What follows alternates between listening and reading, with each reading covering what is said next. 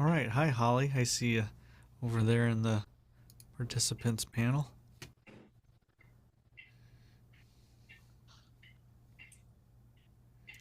All right.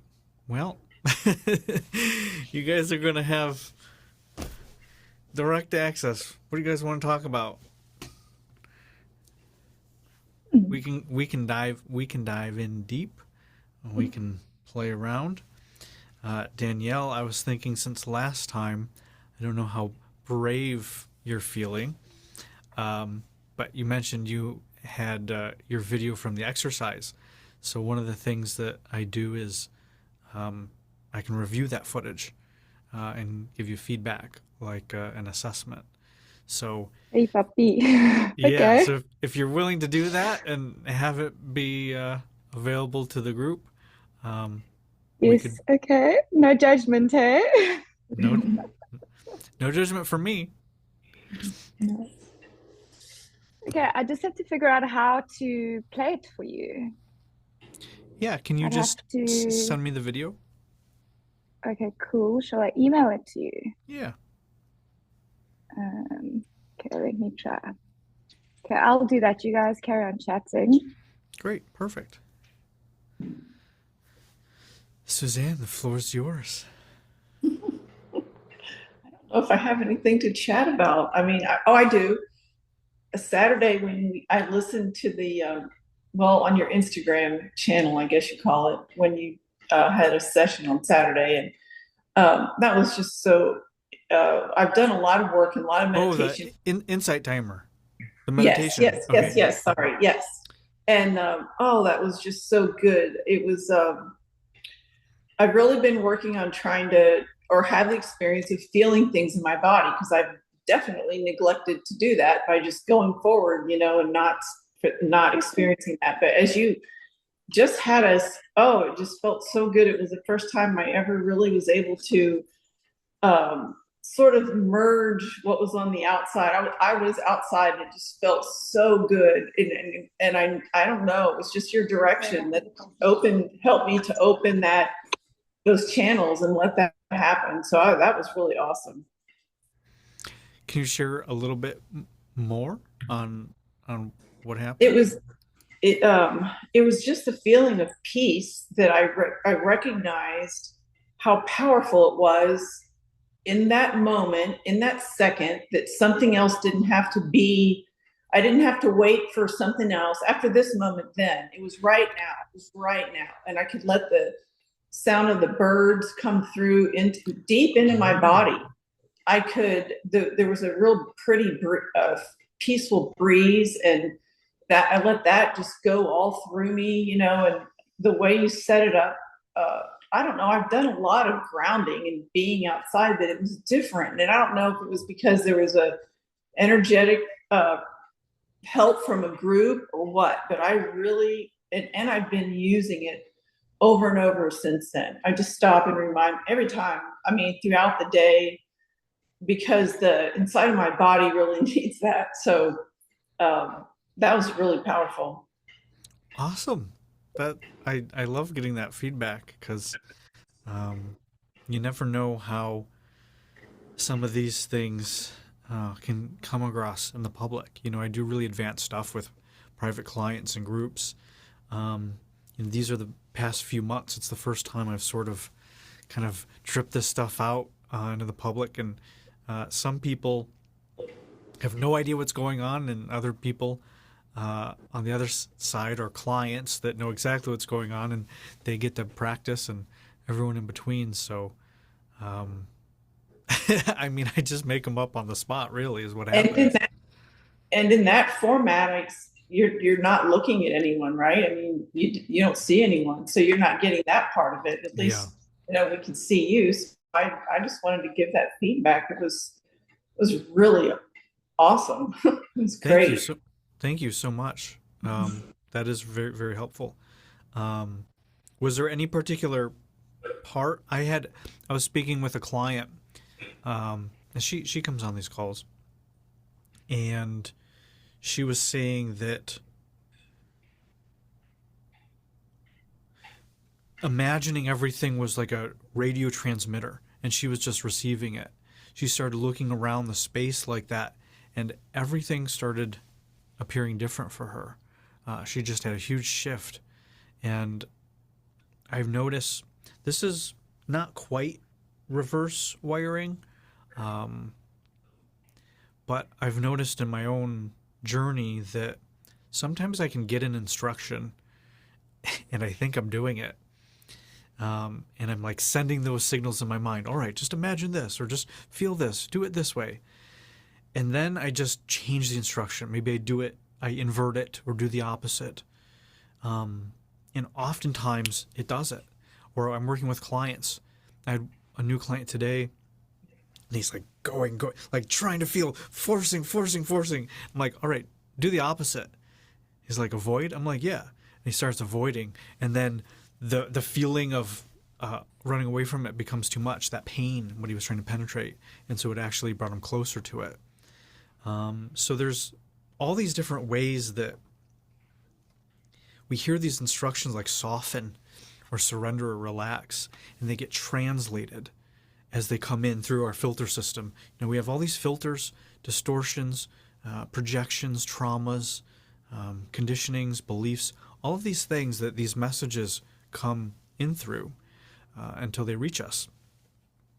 And oftentimes they get distorted, or the original person is doing that too. So this is the cynosomatic communication model simplified, but basically you have two sets of those, right? So you have someone that's trying to communicate something, and it's going through their filters, their distortions, their traumas, their conditionings, right? It's going through all of their stuff, and it's coming out, and then the other person's receiving it, going through all their stuff. It's like the game Telephone, where someone says elephants and bananas, and by the time it gets to the other side, it's apples and skyscrapers. And so this is happening in our communication. So in cynosomatics, what we're doing, one level, is helping people collapse those filters and heal all of that stuff, because a lot of it has trauma or healing or stories attached to it. And so that allows us to perceive these things more accurately. And so during the somatic meditations, because I can't see anybody, and I'm only getting like text feedback, it's a big challenge compared to working with people, because I can see it. Most of my job is reading people, right? Feeling them, what's happening. And I can't do that. So it's been a fun challenge to how do I give instructions to people I can't see? So I have to provide different ways of doing it. And that's what I did with the book. It's one complaint. It's probably the biggest complaint I hear people have, that it's repetitive. But what I'm actually doing is coming at the same concept from 5 different angles, right? So I say the same thing from 5 different ways. And for some people, the first 4 ways don't make sense. They don't go through. But that 5th one penetrates them somehow. Or maybe 2 or 3 go in and they don't hear the rest. And the more you read it, the more each of those examples and perspectives you're able to hear, and they land in different ways. People from different cultures, different religions, different upbringings, conditionings. And so having a one-to-many broadcast is fun and really challenging, because you don't get that feedback that you get with someone in front of you. I can talk to you and I can know instantly you're not getting it, or something's not clicking, and I can adjust. In the book and in the somatic meditations, I have to give different things that can help people find that. And in these calls, someone in the last one, they said, if some of them don't resonate for you, that's okay. Go to the next one, and that's someone who's gone through multiple ones. And that's just kind of what you have to do. Is some of them will resonate with some people, and some with others. So that's my very verbose way of saying when we do these spiritual teachings, personal development teachings, or we're learning them, sometimes we just have to hear it in a different way. Different teachers that say the exact same thing, they just sound different. You know, Ram Dass says something, Eckhart Tolle says something, Jesus Christ, Buddha, Tony Robbins, whoever it is, our mom, the cat, you know, our kids, whatever it is. Sometimes we just have to hear it and it just clicks in a different way. So I'm glad something there clicked for you. Did. Sometimes we take long, winding roads. All right, Danielle, did you get that sent over?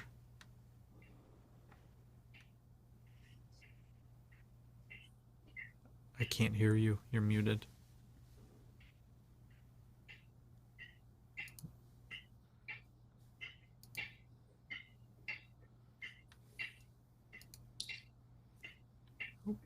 Oh, she's sorting that out. Hi, Nicole. How are you?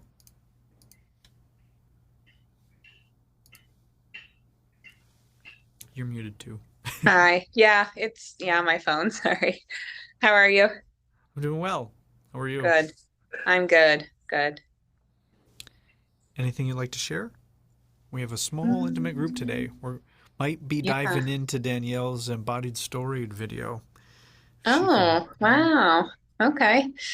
No, nothing for me this time around. I'm good right now, I think. All right. How you doing over there?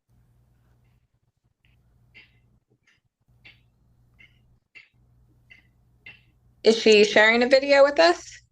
Yeah, Or... she's trying to email it, Okay.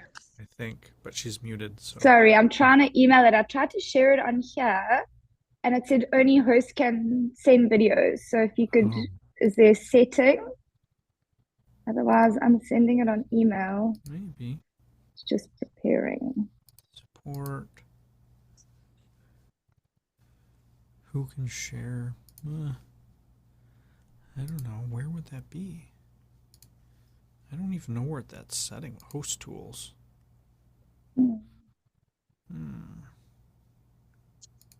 Chat. Yeah, I don't even know where that would be.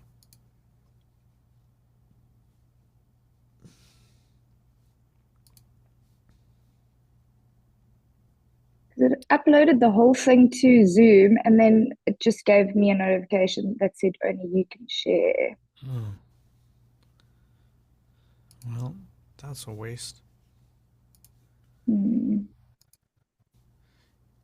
Yeah, you have my email. Just send it to email or like Google Drive link or something. It might be really big. Maybe that's the issue. Okay, you carry on. I'll carry on here. Great. I'll try again. How about you, Holly? So I'm challenging myself to bring up what I kind of left off with in our last group, which is struggling to show up, which, you know, in this situation translates to turning on my video, but it's kind of a ever-present thing in my everyday life too. And I talked to a couple of people about it this week, and there are just so many elements of it that it's hard to know what to work on exactly, but that is something that I would like to work on. All right, how can we help? So I think a lot of it comes down to a safety thing, and I don't feel inherently unsafe in this group. So I'm not sure if there's some sort of reverse wiring, or if, you know, you've come across this before and kind of have some things that might be helpful to try. Okay. What's I'm trying to think on what I can share, because I have a sense that there's a lot underneath this, and I think what I'm feeling is that what's going to help you more is some sort of healing and therapy. I have a sense that this level of fear needs much more kind of intimacy and depth. So I just wanted to share that when I encounter something like this,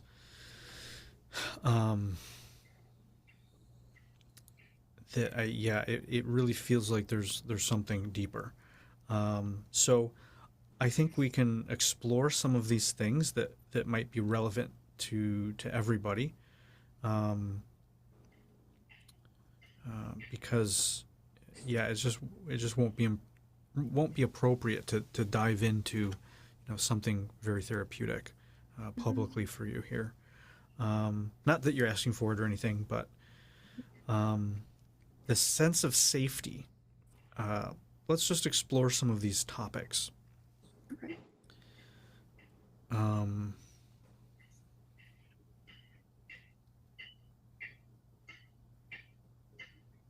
What would be the danger? So what's the opposite of safety is danger or a threat. So what would some potential threats or dangers be?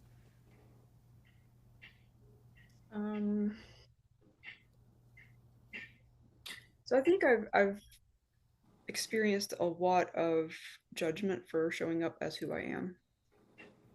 And some of that has been, not exactly physically or emotionally safe in my life. And so in this context, I think I'm struggling, on a nervous system level to determine which is which. It's almost like the waters just get muddied in that sense. Okay. So right now, what's running you is a fear of coming on video, correct? Yes. Okay. So what's the irrational fear when you go? So let's just have you put your mouse over the video button. You don't have to click it, but just put your mouse over that. What starts to come up? Or your finger if you're on a touch screen. What did you say? A sense of foreboding. Foreboding. Yeah. Like the uncertainty of what could happen. Okay.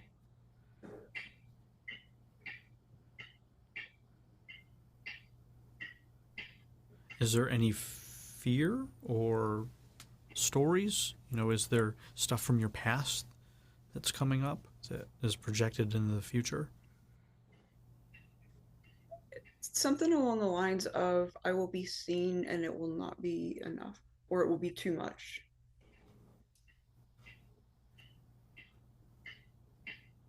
Got it. Is this a rational or irrational fear? Meaning, is there something about you that traditionally society would find frightening or offensive or judge, or is this something that is for most people not a big deal, but because of who you were around, they abused you and judged you for it? Like, I'm just trying to sense, is this something that is rational or irrational? I think in the sense that, it's been reinforced so much makes it somewhat a rational fear.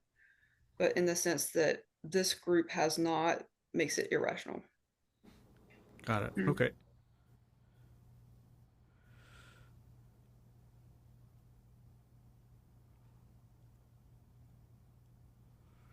Yeah, so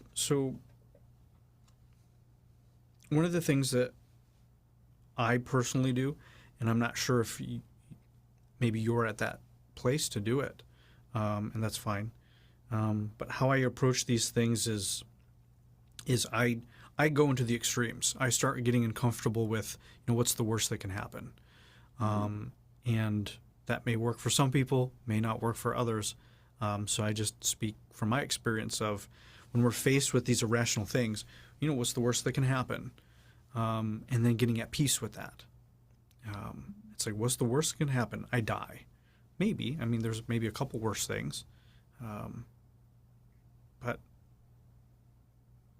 being able to meet that fear, and then being able to step back from it and saying, okay, that's probably not going to happen. I'm over Zoom.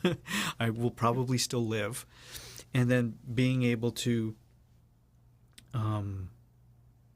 use that to reveal what's really happening, what's really underneath. Because I think there's a lot going on for you that's more than just simply being seen on camera. I think there's just probably a fundamental safety thing in life.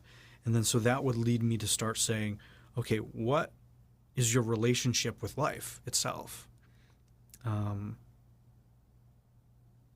then that's probably going to have a much bigger impact than just, I'm scared of being on Zoom or something like that. I think it's a fundamental fear of life. Mm-hmm. Absolutely. Yeah. So where do you feel that you don't have to give details, but do you have any sense on where that fundamental fear comes from? The fact that I've trusted people who were not trustworthy. Yeah. So in a sense, it's like I can't trust myself now.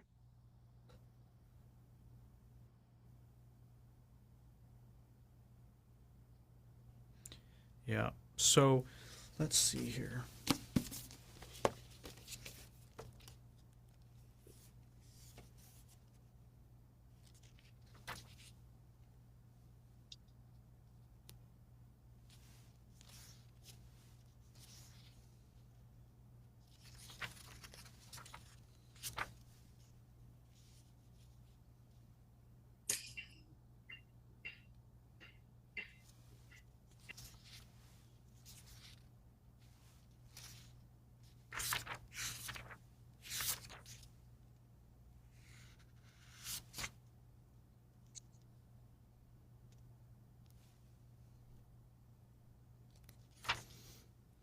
Okay, so I would suggest the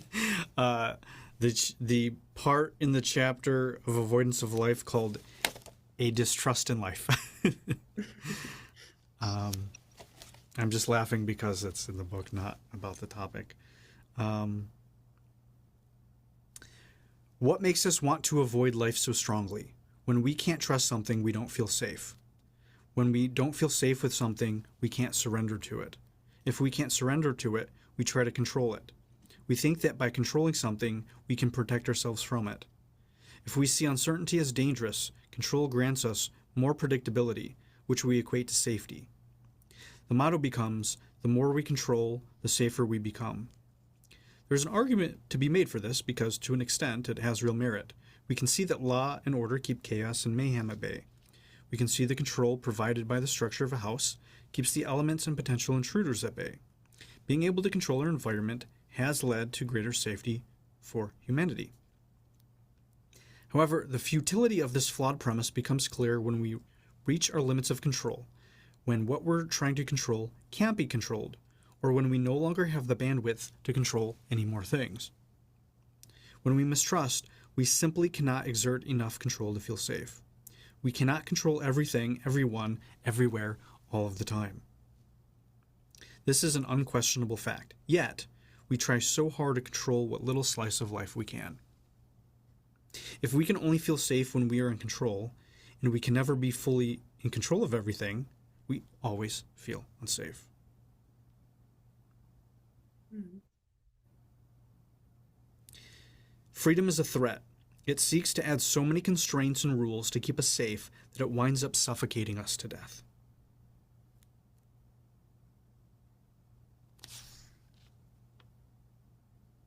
People who do not trust themselves or their judgments don't trust others. People who trust themselves and their discernment easily trust others. People who distrust require trust to be earned. People who trust do so in good faith until given reason otherwise, be it a gut feeling or evidence. People who do not trust need to be in control of, monitoring, and micromanaging others, or do it themselves. People who trust can let go and let others tend to themselves and their duties. People who do not trust are afraid that something disastrous will happen if they let their guard down. If they do let their guard down and get deceived, they use it to validate their story and further close off. They do not trust themselves, and they do not trust that they will be okay. People who do trust know that letting their guard down is the only way to have intimacy and connection. They know bad things can happen as well, but they trust their discernment. Even if they do get duped, they will recover gracefully and learn from it. They trust themselves and that they will be okay no matter what. This fear and inability to surrender stems from a lack of trust in others, ourselves, and life itself. But where does this come from? Origins of mistrust.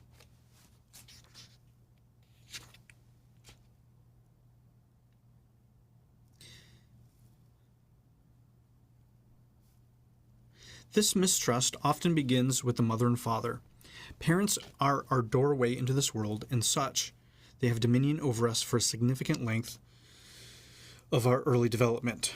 They are our primary images of the masculine and feminine archetypes, which determine to great extent our default way of relating to men and women, and our own internal masculine and feminine archetypes. Mistrust continues with ourselves.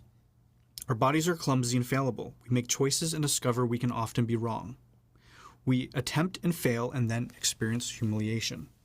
I'm paraphrasing here because this book is really long and you don't want to hear me read for an hour. Mistrust also occurs with our body. We get bullied and teased because we look different. We get treated poorly because of our gender, age, ethnicity, or weight. We have experiences in life interacting with other people that give us reasons not to trust others. We get abused, hurt, bullied, or violated. We get lied to, deceived, and manipulated. People abandon us or disappoint us.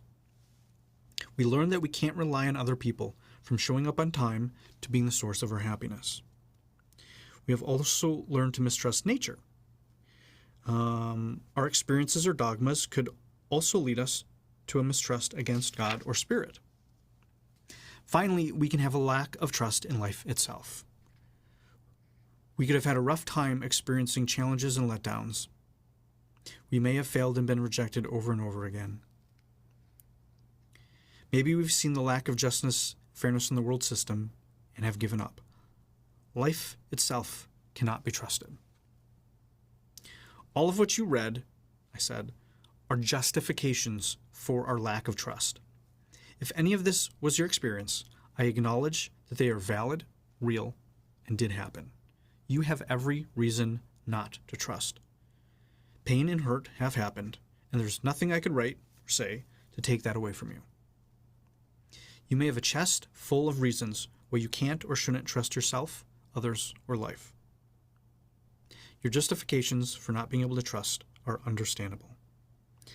I have no interest in convincing you to stop being afraid and to start trusting in life more. It's a perfectly valid choice that is somehow still serving you.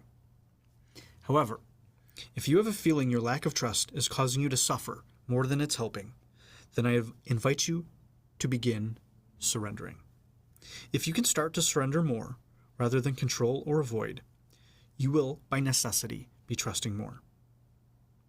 This requires you to let go of control and go into what you're avoiding, rather than running away or defending against it. Facing it is the only way through. Surrender is how you begin to get unstuck. And then it continues to why this causes us to avoid life. So I feel like that's the most relevant part of the book for you here. And my sense is that those words alone aren't going to push you forward. I feel that there's a lot of self-love and healing for you, but hopefully something in there at least can provide a sense of hope or direction. Thank you. You're welcome.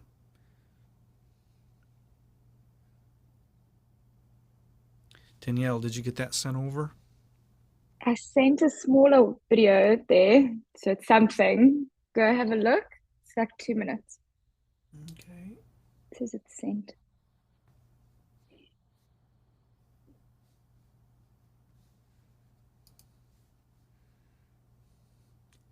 Hi, Mauricio, how are you? I thought you weren't going to make it. No, that's not you. David said he couldn't make it.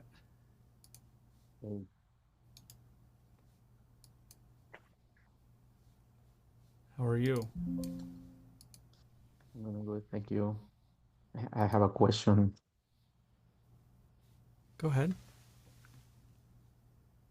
Thank you, Andrew. So my question is about something you said in the last call. You mentioned the two types of anxiety, which is mental anxiety and body anxiety. And you said that I don't remember, you said if the anxiety is not the cause, but the effect, or I'm not sure I get it Mm-hmm. right. So Yeah. can you elaborate a bit more on those kinds of anxiety and cause versus effects and so on so that I can get it well? Yeah, absolutely. So in our culture, in the West, especially if you look at the Western medicine, um, anxiety is the thing to be treated, right? So it's the thing to be treated because that's what apparently is causing people the pain, right? Think of social anxiety. That anxiety is crippling people's social lives because they're terrified for whatever reason to be around people, or they feel this anxiety around people. I'm very, very, very simplifying it. And so most people look at anxiety as an emotion. They look at as anxiety as something that you feel, and then that feeling of anxiety is causing your life to not work. It causes you to avoid being around people or facing whatever it is that you have to face. I propose the opposite. I propose that anxiety is not an emotion. It's a sensation as the result of avoiding emotion, as avoiding feeling. So then it's the avoidance of feeling that's the cause, and anxiety is the effect. It's backwards how most people see it and approach it into society. And I don't really care whatever journals or books or texts say it. They can call it that if they like. If it helps them, that's fine. But for me and all my clients, when they approach it that way, when they say, oh, anxiety is the result of me avoiding feeling something, then I'm going to call with them and I start seeing them get anxious. And I say, or they say, oh, I feel really anxious about this. I say, great. What do you not want to feel? What are you avoiding feeling? Yeah, well, I'm really anxious and that's why. No, anxiety is the cause. What do you not want to feel? Every single time, it results in an answer. And then I say, all right, we'll feel it. And if they're willing to feel it, not everybody's ready, but usually the people I work with, they at least try. They go into the feeling, and then you just see all of this data, all of this information starts coming out. They cry, or they have a reaction, or they get angry, or whatever that was. If they let themselves feel it, they go into it, they move into it, and guess what happens? The anxiety goes away. They're no longer anxious every single time. Now, depending on the scale and the depth and the context, they have no more anxiety around that particular thing ever again, or right, there's some other things related to it. There's often for chronic anxiety, there tends to be many multiple things that someone's avoiding feeling, and each one as they go can start reducing it. Right? Let's say there's 15 things that they don't want to feel. All of that's contributing to, let's say, this one anxiety. It's going to layer till you get through those 15 things, and then you're not anxious. It doesn't mean that you're 100% at peace and calm. It's like, all right. Because some people are like, okay, I'm not anxious anymore, but I'm nervous. Okay, well, that's good. Well, that's okay. That's a real feeling.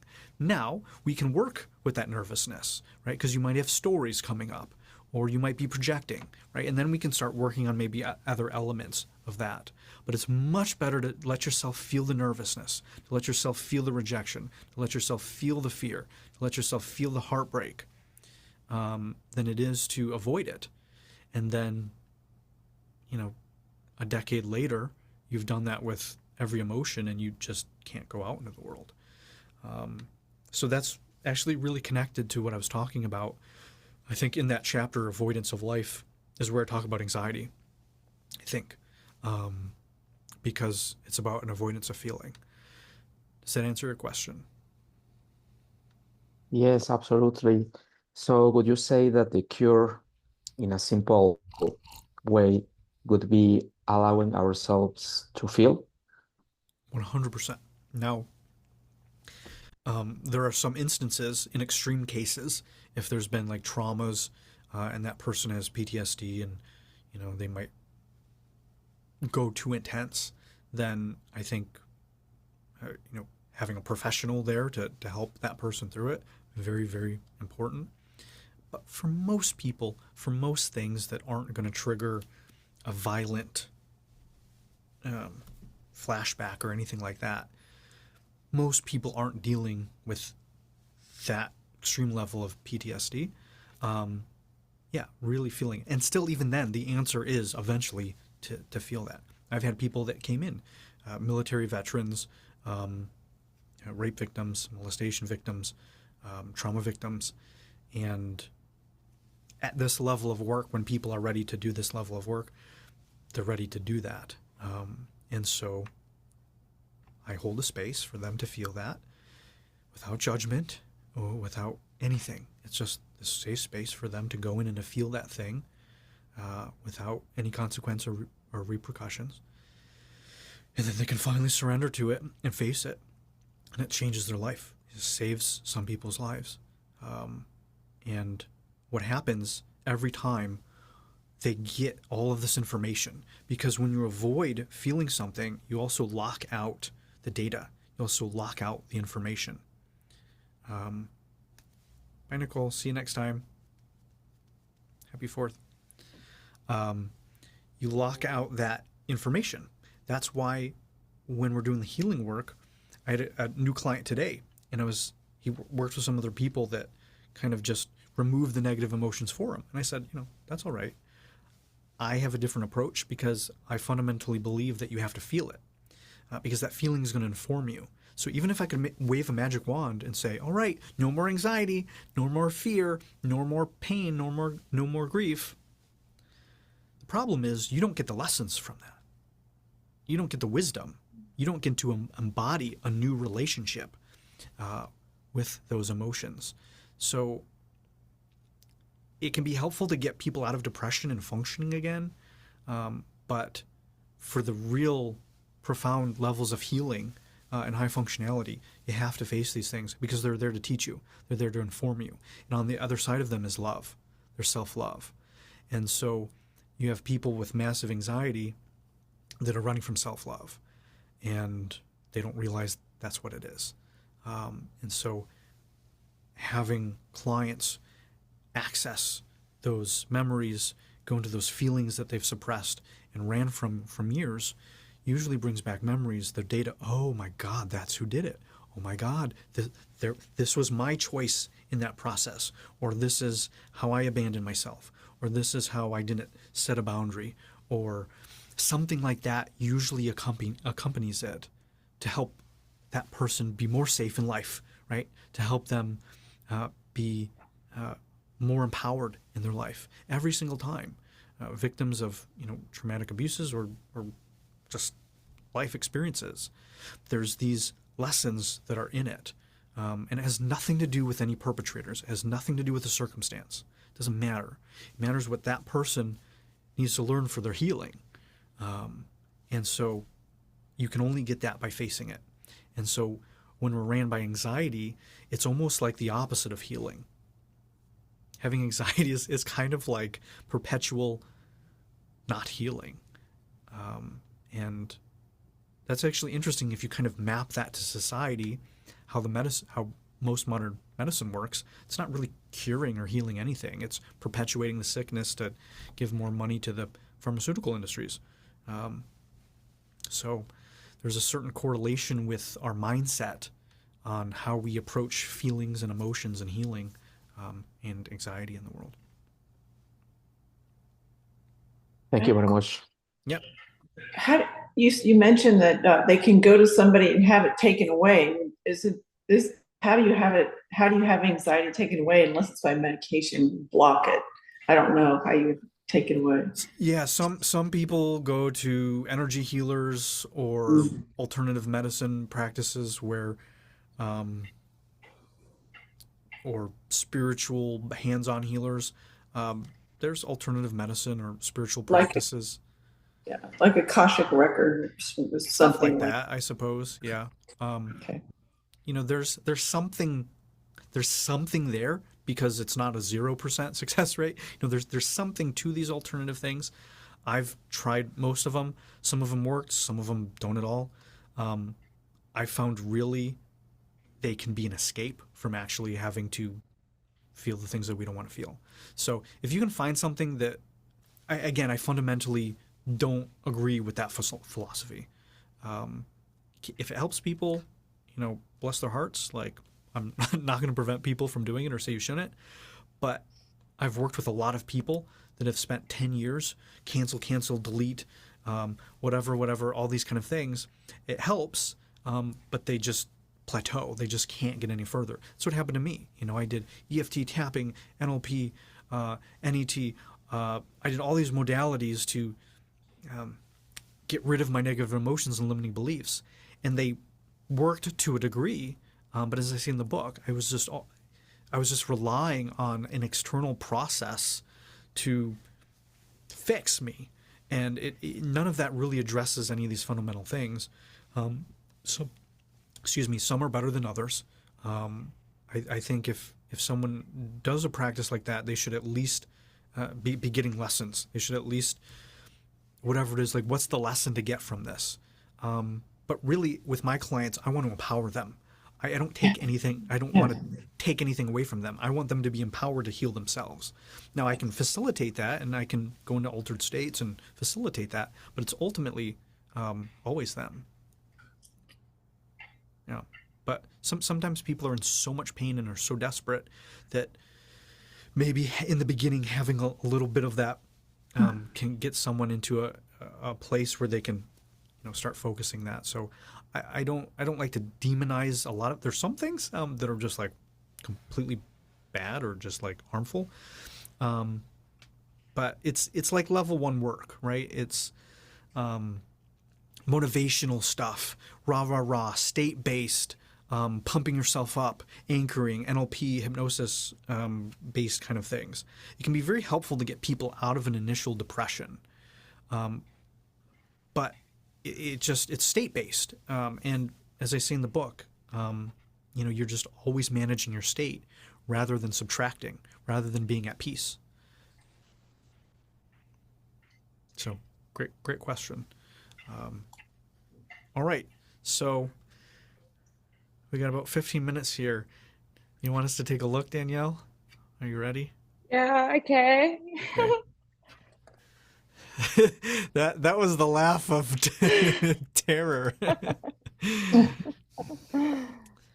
don't even know what we're gonna see. It was done on that initial call when there was no call. So I was like, okay, I'm up. Let me do this at 1 a.m., 2 a.m. All right. Let's see here. Oh, it's sideways. How do I turn this? Hey, sorry.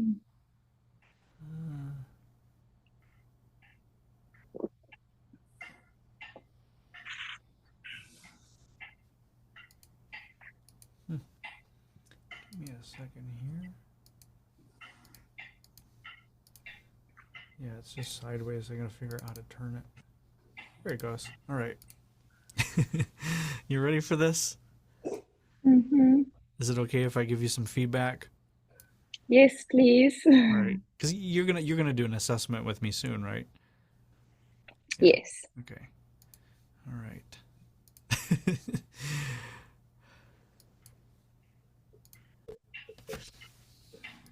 Okay. So you guys get to do a little mini cinematics here. I like just giving little samples and demos, because nobody has a clue on what this stuff is. So, and it's very interesting and helpful for people. All right, so let's take a look. I don't even want you to tell me what this is or what's happening. I'm just going to give you a readout on what I see, and then we can chat for a bit, okay? Okay. All right, let's see what happens here.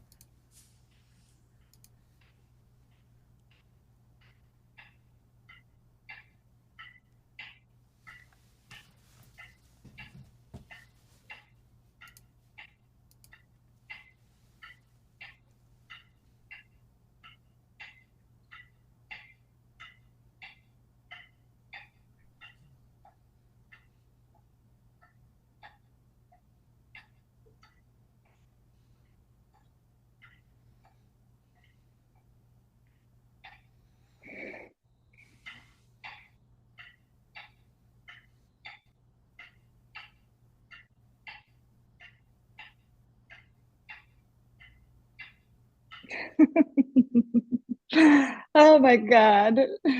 Oh, are you being shy right now?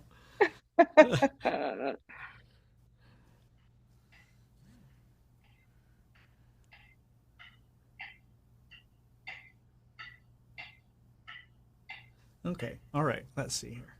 What's going on? All right. So is this going to be the empowered story? I think this was, what is the first exercise in your book? What is the first exercise? The one before the Stucky story. Probably the Empowered, maybe. Probably then. stand in center, feeling the empowered concept in your body. Okay. So there we go. All right. So you just stand in center. Empowered. Okay. All right. So this is, so you stand up here in space and you got situated. You got settled in. And then you did the empowered concept in your body into the feeling. And from this feeling, you allowed it to express itself through your body and movement silently. You want to feel the feeling move you rather than thinking of logical ways. Review. Okay. All right. So this is step 1, 2, and 3 of the embodied story exercise in my book. Great. Well, this maps to it. So we have a certain level of accuracy. This doesn't look like something completely self-destructive. So that's one thing we look at, right? That this maps to what I thought it was. That's that's a pretty good sign. All right. So there's something here. You're standing and centering. You have your hands on your heart, and your eyes closed. So this feels a bit self-soothing.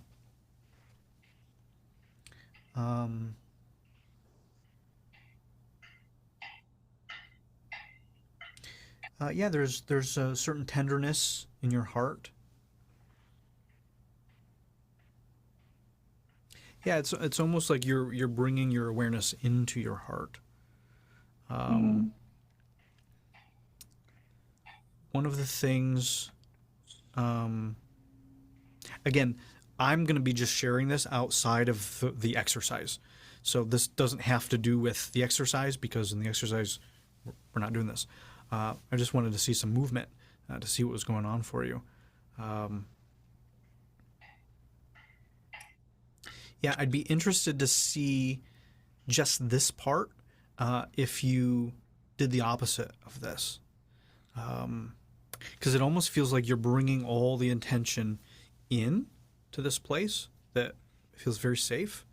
At some point, but I'd be interested to see how it would feel if you bring your heart energy out. Mm.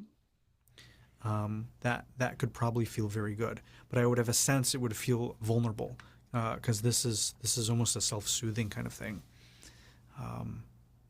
But that vulnerability, if done from an empowered place, would create a lot of intimacy in your life. All right, let's see what's going on here. Okay.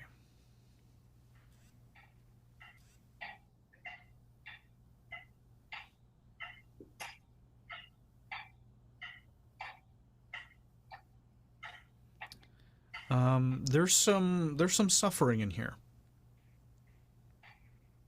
Mm.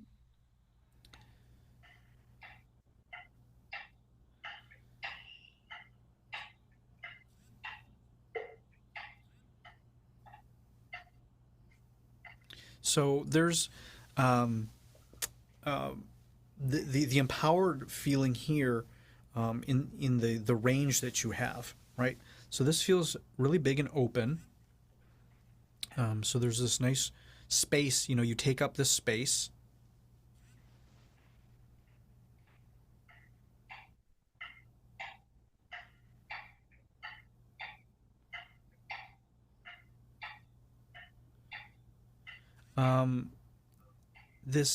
This head tilt is very interesting. It almost feels like a prey energy. Oftentimes in nature, you'll have prey up against a threat. They'll expose their neck to show that they're not a threat. So there's a certain feeling here.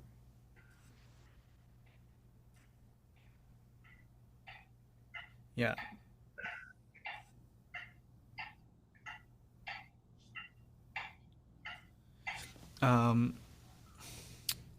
Yeah, there's a certain feeling of not feeling completely safe.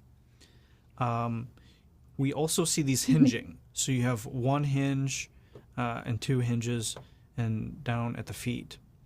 So you're breaking at about 3 or 4 different levels in your body. The energy's breaking. And then with the head tilted back like this, there's a certain feeling of surrender, but there's also a certain feeling of, it's not quite sacrifice.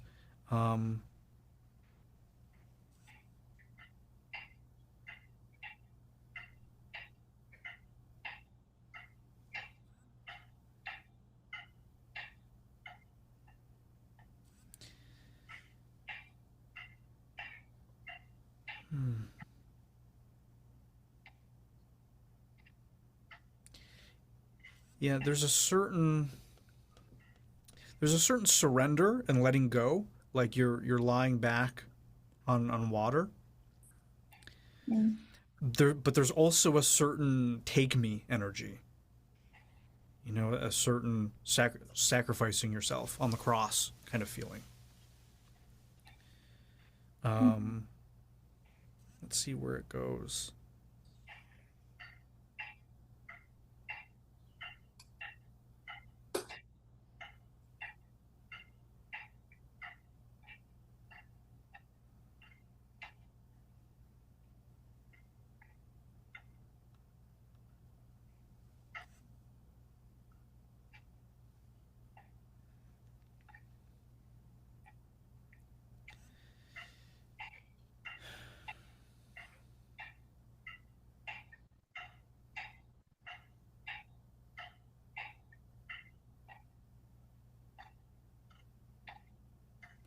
Yeah, there's a certain wanting to receive here.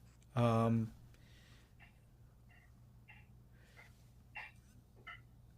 you doing? You all right? Good. This is all resonating with me. Okay. Are you okay? Yeah, I'm good. Okay. What are you feeling? Yeah, that's so on point because yeah, I have twin boys, they're 11, and I've had to sacrifice a lot of myself. As a mother, you have to, your career kind of takes a back seat. And that has been hard for me. But I have an amazing husband, and he never holds that against me, or he's my partner, so he wants to allow me to be more of a mother. But yeah, it's difficult for me, and I love very deeply, and I am open. But yeah, sometimes you do, and then things block you. And I'm also like, maybe this isn't the right time for something, because for what I need to happen, because maybe it's not the right time. Maybe the universe is telling me it's not the right time. So then I try to surrender to that, and then it's this internal struggle in my brain of, okay, I need to surrender. I'm surrendering. And then it's like it's like, oh, this hasn't happened. So it's that balance between the action and then the surrender. I find that challenging. Yeah, well, what we're seeing here is you have some distortions around that. Your surrender has a bit of martyrdom and sacrifice in it, and so there's this. You're going to have this certain confusion. Yeah, it's a certain feeling of someone. There's a certain exhaustion here. You can just sort of feel that this person's tired, and it's like they're doing the things that they think and they feel, oh, here's these self-love things, here's these resting, letting go things, but there's this underlining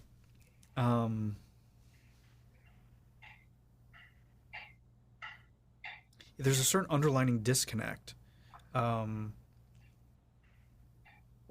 What's interesting that even in this movement, I don't feel other people. So there's a certain part of you that isn't. There's some distortion in what you think surrendering or being helped or loved is. It's almost like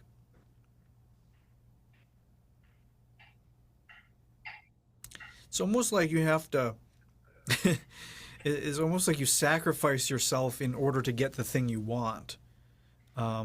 It's almost like a trade off. We might see the whole process. This could be the whole process that you go under, and then this is you're coming in. This might even be you embracing your children, your boys. You said they were boys, right? Yes. Yeah. But we see here a heart in the womb space. Oh, that's what's going on. Yeah, you have a conflict between your desires and your children. Yeah. Yeah, so you're trying to connect your heart space, your love, and then but you're where you give birth, but it's also this creative energy, this creative force. So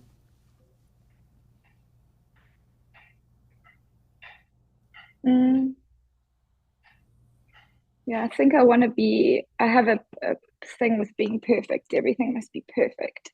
And I want to be the perfect mother. And I think I also want to be a good wife and a good human. And I run a little nonprofit. And I also grew up in a huge family where there were 7 of us, and we had amazing parents, but we didn't have extra cash. So we always had to work. From a young age, I worked to get money. If I wanted pocket money, I had to work. So I think maybe in my brain, I'm like, you have to work to get a result. So I don't know, maybe I feel like... Yeah, you're doing surrender. You're not actually surrendering. Oh, Yeah, that's kind of what these poses feel like. You have an image of what these things are, and you're doing the image. You're not actually, it's not that the real archetype. Um, that's probably the tiredness that I'm feeling. Your whole life you've had to be earning the money.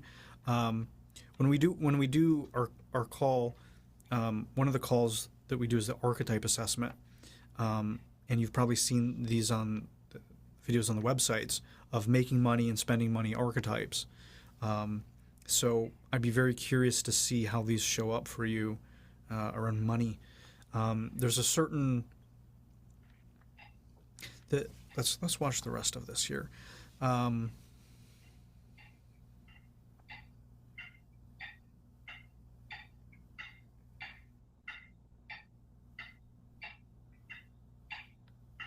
yeah, it's almost it's not like abandoned by the universe, but it's kind of a person who's like called for help, and not all those calls have been answered. mm, And they're like, all right, well, I guess I'm on my own. mm. Well, I almost have this concept of, we are a manifestation of God, right? So if I'm a manifestation of God, then everything that I need lies within me. So then do the thing. Yeah, but you're cut off from the rest of God. I want to be. Yeah, I know. Yeah, there's something narcissistic about this, not like in a mean way, but just like having your needs met. So you're trying to get all your needs met yourself. Um, there's a softness here, so I don't, it's not like you're got this hard wall up and don't let your husband or your boys in or anything like this. But it's just this certain learned, you got to do it yourself. And so you've learned that's enabled a lot, but you've reached the upper limit.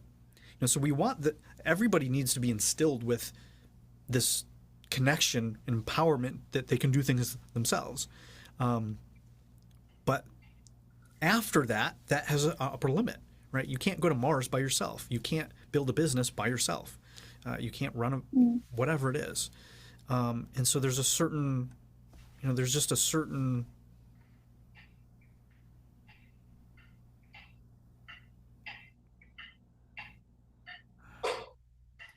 it's not Yeah. you see what I'm saying? Mm, You're not plugged in to the resources in the field in that most functional way. Um, this feels kind of like a brewing, a stirring, a stewing, a marinating. mm,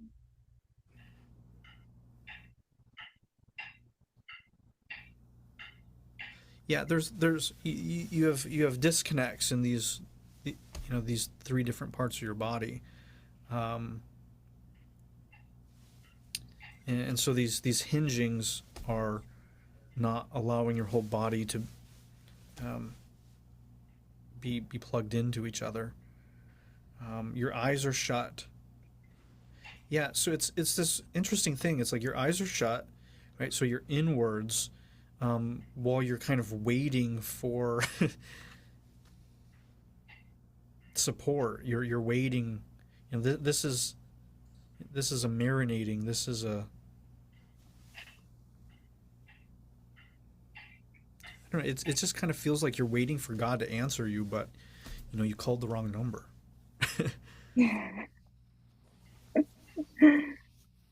yeah, I think it's like a control thing as well. I'm like, nobody's gonna rescue me. Just do the thing. And then it's also like a bit of, if I do let people in too much, then maybe they'll find out that I'm not all that. Yeah, so you got this perfection thing going, And then you have this like do-it-yourself thing, Mm. and so you're trapped, because if you admit you're not perfect, then that means you need help and you can't do it yourself. Or if you let people in to help you, then they're going to find out you're not perfect, and you couldn't do it yourself. Yeah, so then there's just this what's the fundamental fear? Is it that if that happens, you just are going to lose everything? You're not going to be able to have pocket change in life, or Mm. Yeah, I think maybe because my husband's so successful and I'm not all that. I mean, I'm amazing. I know I'm a mother, and he always tells me that. But I think, yeah, okay, so you have a I think, comparison going. Yeah, so okay, mm, this explains a lot. So one of the things I was feeling, um, this feels like somebody that isn't able to surrender to their partner. And I wasn't getting this feeling that like he was a bad guy. So what you no, just said he's makes, not at all. yeah. So what you said makes a lot of sense. This is your inadequacy, your feeling of inadequacy and comparison. That's actually keeping more of his support. Um, so it's almost like if you let yourself be inadequate, you can actually surrender, and he'll catch you, and you'll be able to, rest, and then have a vision. Because right now you're not able to have your true vision, because of all of these other things running. It just gets diluted by the time you go to do it. Mm. Yeah. So this is where, um, the shadow work part comes in, where you actually have to go into these things that you don't want to be true about yourself, because that's where you're resisting everything. Mm. That's where you're not surrendering. You're like, I'm going to surrender like this. This feels great, Look but I'm how not going to surrendered I am. Yeah, surrender time, so I don't have to feel this terrible inadequacy. Yeah, Okay. yeah. So, any of that helpful? Are you able to see anything in that little movement? Yes. Um, I think like I've been on the spiritual path for a long time, so I always like to see where, because you think you are there, but then it's good to see where you're not.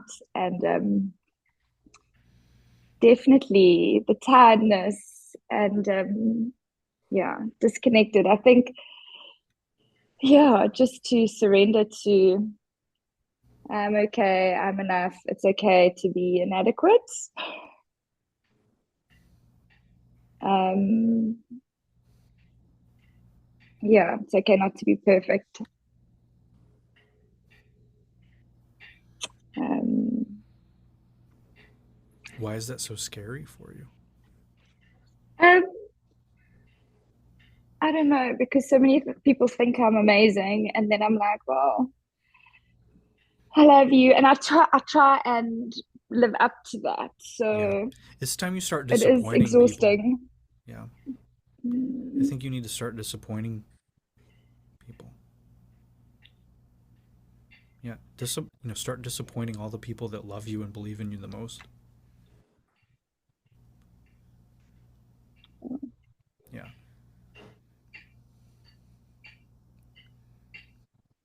because you start actually feeling that, you're going to cry for about a half an hour.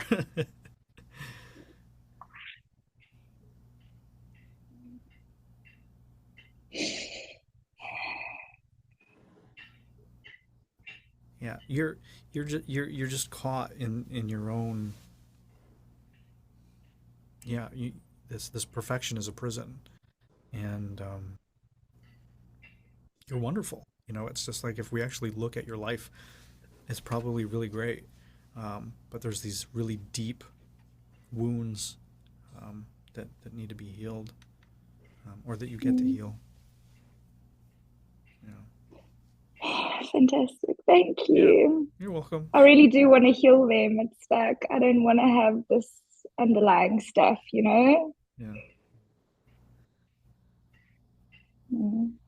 Well, you do. So Thank you. yeah, you can be up. Right. That's the first thing to surrender to. Right.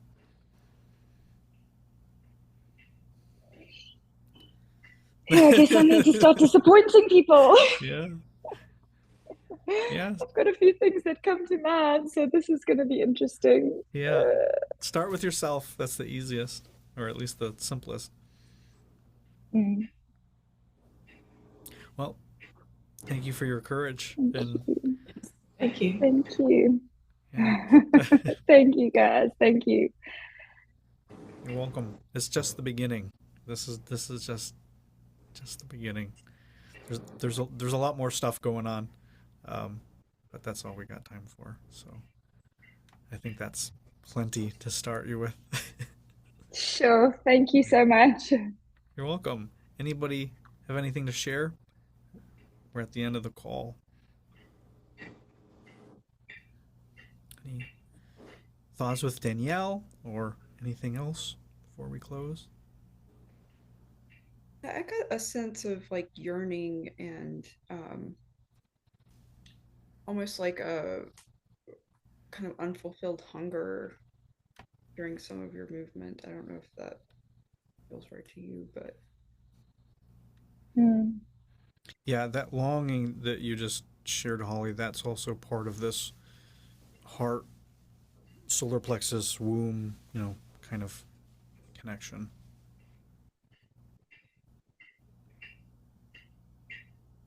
And it's also connected to that tiredness as well.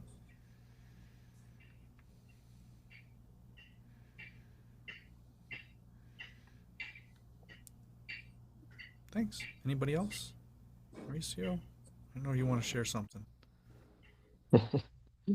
No, you answered my question, Andre, so really appreciate it. I'll be thinking of it. Would you learn from Danielle's video? Yes, What did you learn? that's a good question. What I learned is, so you ask what did I learn or what would I learn? What did you learn? Just from us going through that video. What did you learn from that? Well, I was trying to feel uh, Daniel, not just mentally see what she was doing, but I was trying to feel, and I was trying to I catch myself trying to analyze the movements rather than feeling the movements. I mean, I tried to have a big picture of what was going on. I didn't get too much because as you said, almost no one has a clue on this, but I was trying to at least feel what she was doing, and I had a sense on what you said on these surrender movements, and I mean, there are nuances and details there that I couldn't see, but at least I was trying to feel, and I could sense these movements of surrender and when she was lying back. So Great. that's yeah, I was trying to feel as much as I could. Great. Yeah, it's what some people don't realize is that even if it's not your video and you're not talking, there's a lot in there. When we do these as groups and workshops and programs, people start to realize, oh my God, this is so valuable and it had nothing to do with me, because we can see ourselves in everyone. It's like, I've done something in some way at some time, like we saw there, right? That's the only way I could know this. And so it's really helpful. It's just one of those things that until you experience it, you don't value it. It doesn't make any sense. It's like, great, you can watch these I have these replays from the embodied archetype study that will be available in a future program. And at one point I tried to make them available. And people are like, say this, but the consensus was, why would I want to watch 50 hours of somebody else's therapy session? Until you experience this and understand what it is that we're actually doing, that makes sense, right? Because you probably wouldn't. The difference here is that through the feeling and embodiment stuff, it starts entraining you, right? You start to be able to see this stuff. You learn from what they're going through. There's all this energetic resonance going on as well. So you guys got to experience a little bit of that. Suzanne, what was your experience of this? Well, I saw one of the things that I was picking up on, I guess, was a sacrifice. Some part of her was, she was giving part of herself away somewhere, I guess, and sacrificing. And then there was some pain in that. And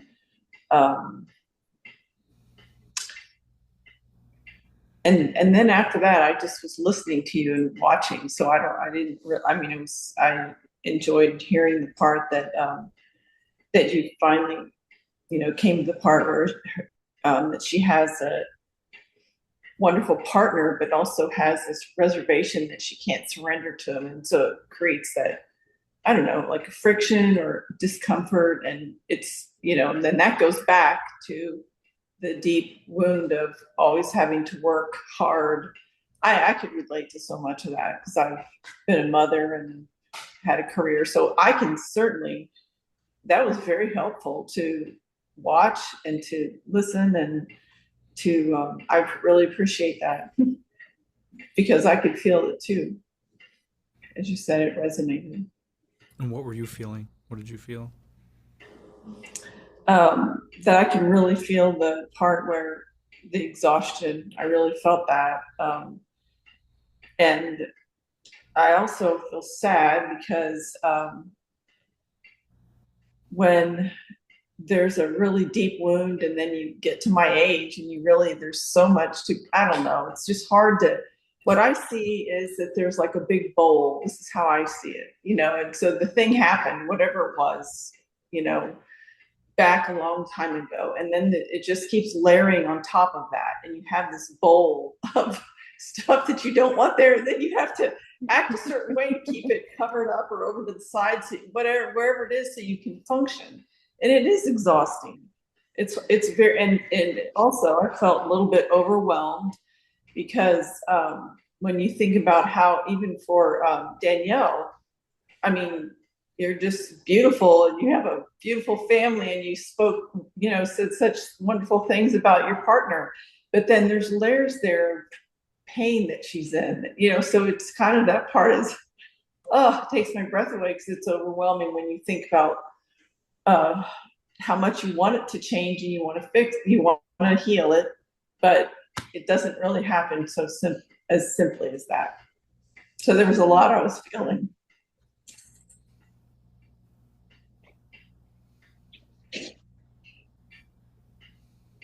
Great. Well, thank you for sharing. This is in the paid programs, the advanced group stuff. This is what we're doing all the time, and so you get to see and feel that even when it's about Danielle, there's stuff coming up for you, right? So even though she may not have necessarily, let's say, had a huge breakthrough or epiphany, it's still moving everyone forward. And even if it wasn't you doing it, it's still moving you forward in a certain way. And sometimes we do these, and it's like her video, but then it's like 20 minutes on you because of what it brought up for you. And then you have a big breakthrough in healing, and then that actually moves her or someone else forward. So there's this beautiful spider web. There's this beautiful, mix of how we all plug into each other and all of the energies. And it's always perfect. Like, if there was somebody else in this group, if there was 3 more people, it would have had a completely different effect. But this is what happened because it was supposed to happen, and everybody's energies showed up in a certain way to say the certain things in the certain way. It's really, really beautiful. It can be very hard and very confronting. Now, this is, this is a public forum, so I'm not going into the deep trauma, we're in intense stuff here. But when we do that, it's it's intense. But man, is it so beautiful and wonderful to have these reflections. I saw it, even Danielle, you can speak here and finish us out. Just getting that reflection from Suzanne, right? That moved you in a certain way. So you guys get a little taste of just this really it is just so beautiful how we all lead each other and teach each other and hold space for each other. Yeah, it's really beautiful that connectedness and that we're all going through stuff, hey? And just to have more compassion. And that was really touching, Suzanne. Thank you. Thank you for sharing that. Welcome. I still have a question. What is the healing? What actually is it? Is it breaking? Is it feeling the feeling, and it kind of you realize break through that level? I don't really. It's not changing neural pathways. I don't really know for sure what it is that creates the healing. I don't know if I'm asking the question right, or if it's too complex of a question. That's an amazing question. We're about half an hour over time. I know. That's fine.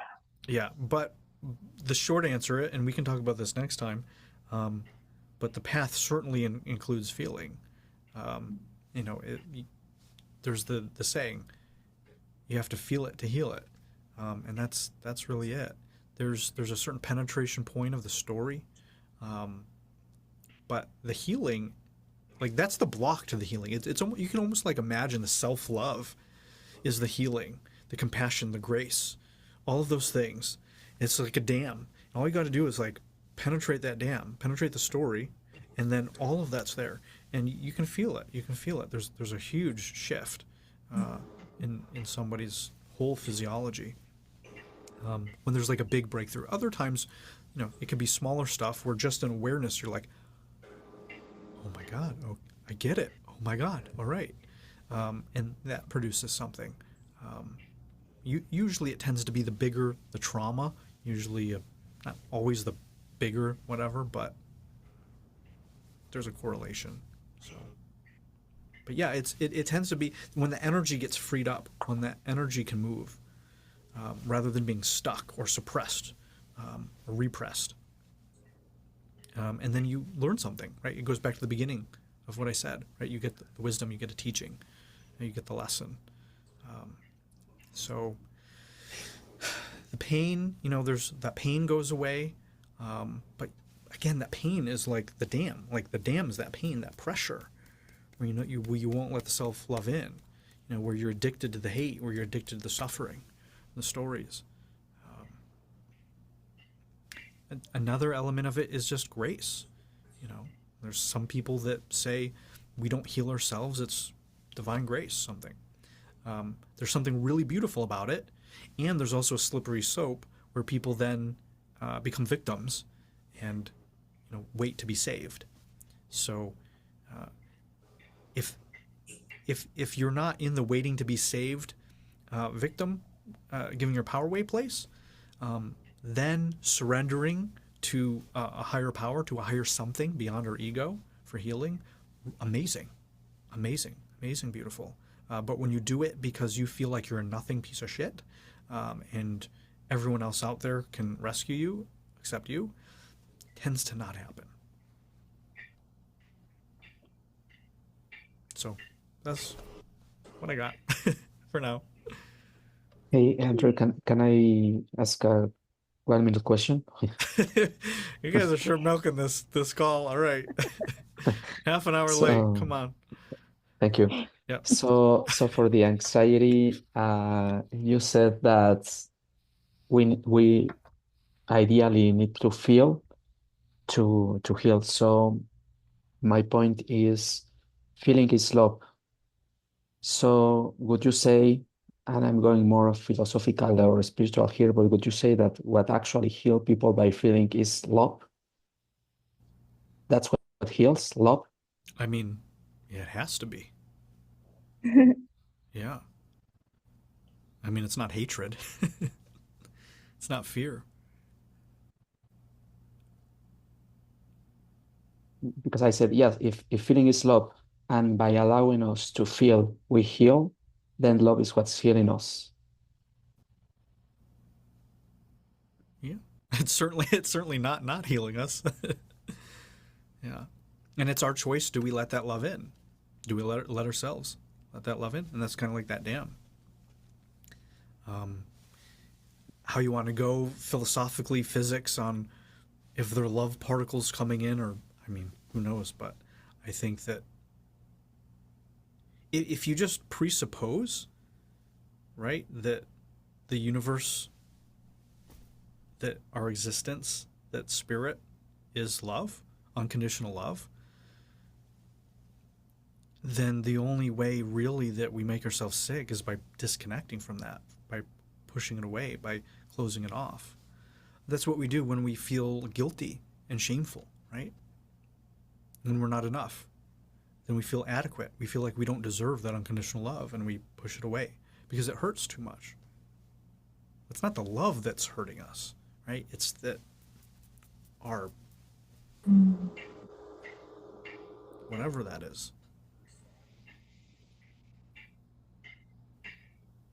Thank you. Yeah, you're welcome. And one final thing with that is, again, this comes to the end of the book where I say make truth the most important thing. Now, in the reality of like the highest order of everything, it's love. But truth is love, right? Truth is like, they're not the same thing, but you can sort of intertwine them. The trouble is if I say make love the most important thing, for a lot of people, they have distortions around it. To a lot of people, love is codependent. Love means you never say anything mean, right? You see these social movements out there. Everything's all love. They're doing very nasty, evil, bad things in the name of love. So love is really kind of at the top of the list. But I found that if you can substitute that with truth, you're going to be able to orient a lot better, a lot more people will be able to orient towards what's actually loving when they go towards something that's truthful, rather than going towards something that they think feels loving and it not being truthful. Does that make sense? Yeah. Yes.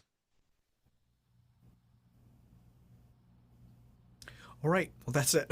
We're done. Thank you guys so Thank much. you. Thank you. Thank you very much. You're Have a welcome. great 4th of July. Thank you. Yeah. We'll see you guys next Happy week. Independence Day. Thank Cheers. you. Bye. Bye. Bye. You know.